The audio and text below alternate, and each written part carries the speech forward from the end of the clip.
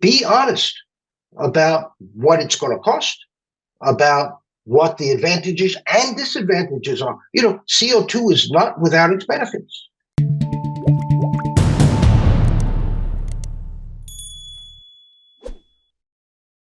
Steve, you've had an insider's view. Politicians just love the word crisis. Why? They do. Look, it's a way of motivating people, of spurring people to action. What I worry about is the downsides of that exaggeration. When things don't turn out so bad, as it is possible, if not likely, it will erode public confidence in science and further erode confidence in the government. It erodes the integrity of science. We're supposed to tell it like it is, not emphasize the horrendous at the expense of the beneficial. We will squander resources, and it degrades morale. A lot of discussion about young people being fearful to bring children into this world, no future, etc., etc. So, we should not over-egg the custard, to use the British phrase. Change the energy system by orthodontia, not tooth extraction. And be honest about what it's going to cost, about what the advantages and disadvantages are. CO2 is not without its benefits. Most of the improvement in crop yield we've seen over the last 30 years, according to NASA, is due to elevated CO2 levels. So CO2 is not just the demon. It does carry some advantages with it, and we need to acknowledge that. Genevieve, I can see some sort of nodding heads here at various different things. So there is this danger that we, sort of the downside of exaggeration is that it actually diminishes public faith in politicians and scientists more worryingly still. And we just need a much richer, better, more complex discussion, which maybe confronts some of these devils in the details. Does that work? Does that work in public? I mean, you have, part of what you do is activism. You're trying to communicate to a public that is sometimes very resistant to hearing what you have to say. Is there any scope when you just need to get across big messages quickly as a way into a conversation? Look, no one way of representing reality is going to appeal to every single kind of person, right? We all, I hope, are trying to communicate the truth, right? But just as we have to go outside wearing clothes, we have to, convey that truth through the vehicles of our language and talk about some things and talk about other things to all different kinds of people. So the Yale Center for Climate Change Communication has segmented the American public into 6 Americas. With the alarmed and the concerned at the sort of, most alarmed and concerned part of the continuum, and they're actually the majority in the United States at this point. They're over 50%. With this constituency, I think it is appropriate to tell the truth about climate, that it will be a catastrophe if we do not phase out fossil fuels and create a net zero energy system. That is just something that is very effective as long as you can then turn these people's attention to the people in public life who are trying to block the transition away from fossil fuels, who are trying to keep fossil fuels in our energy mix and give them direct actions that they can take to try to get these people out of power. Without that kind of political engagement, they can feel paralyzed by that discourse of catastrophe. So, and you also have to give them a vision of how the world will be better after we've made this transition, even just effectively to be able to, leave the world to your children without worrying that it's going to spill out of control, I think is something that's priceless, that exceeds any kind of economic, assessment of costs and damages.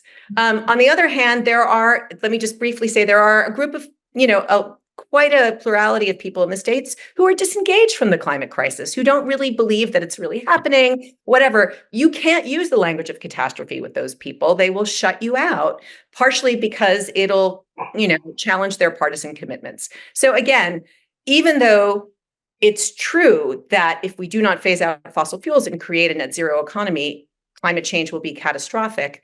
When you say that, how you say it, and to whom you say it is something that you have to consider based on, the political and intellectual background of your audience. Daron, so we need a mixed economy of action, judiciously considered, a mixed economy of communication, judiciously considered.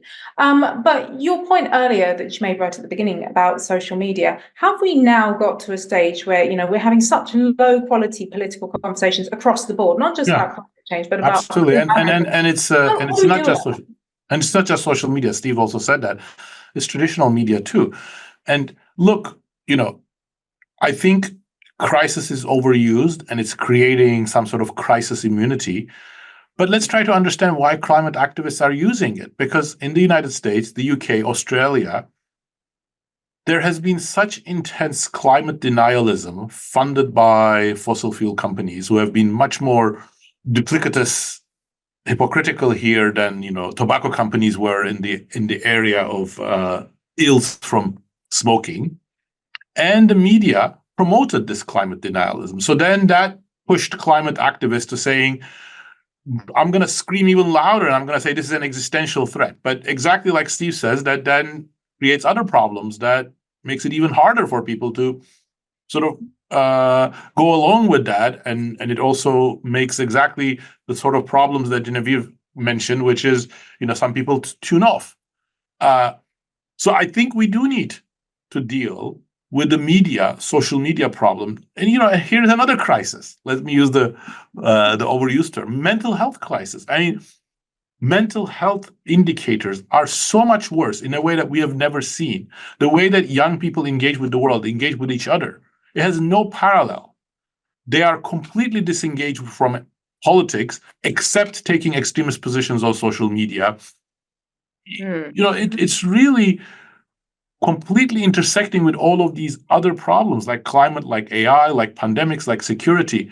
I think we do really need to bring a much better, much sort of more expert, balanced regulatory approach, starting with the tech sector, starting with social media, starting with other tools that are really affecting people's information and communication. Because I think without having those levers properly aligned with democratic governance and democratic citizenry, we have much more diminished chances of dealing with the challenges ahead. Okay, so Daron's suggesting that we need better regulation of the media and social media, maybe in particular the tech companies there. I mean, is that the only space? Is that the only place we need to be changing the conversation? I mean, Steve. No, I think first of all, I think the media I see, New York Times, Washington Post, Wall Street Journal, are overwhelmingly on a more alarmist. Wall Street Journal editorial pages are perhaps the one exception. And I read the stories in the Washington Post and New York Times about climate, and it's so easy to find holes in almost every one. I could make a career writing op-eds pointing out the problems with it, but only the Wall Street Journal would publish it. So yes, the media, but I think more importantly, the Washington decision makers. When I wrote the book on Centr 3 years ago, I set out to describe what was in the reports, not my own science. And it opened so many eyes. People said, I didn't know the report said that. All right. And, not one climate scientist has come in with a meaningful criticism of what I said. That is not true. So Andrew Dessler, I said, yes, go ahead. You in Texas a few years ago. Sorry, yeah. Sorry, I thought you debated Andrew Dessler, an eminent climate scientist. I did the first debate with Andy in New York. And I confronted Andy with the Scientific American article that his name was on. And I asked him, Andy, did you really write that? And he said, I had no idea my name was on that article. So a lot of the criticism, he did. You can find the video. Sorry So- to interrupt you. We're coming into the final minutes now, and I'd like Genevieve in 30 seconds. Steve thinks the decision makers up top need to change, or do we need better regulation? Where would you like to see the conversation changing, Genevieve? Well, I think I would like to change the education system in the United States so that climate science and economics were taught starting in secondary school and then certainly in university. So China has not only, cornered the market on clean energy technologies, they have a whole of society policy architecture called the 1+N documents, which are going to enable them supposedly to peak emissions in 2030 and zero them out in 2060. And one of the things that they're doing, according to these policy documents, which I cover in my book this way, is that they are instituting climate courses in their secondary schools and in their universities, and they're founding departments of climate technology, climate innovation. They're basically taking a whole of government and whole of society approach to this problem, and they're doing competitions for innovation. And it's just like, if the West, if the West wants to continue its hegemony well into the 21st century, we really better start taking this seriously, because China is. To continue watching this video, click the link in the top left or in the description below. Or visit iai.tv for more debates and talks from the world's leading thinkers on today's biggest ideas.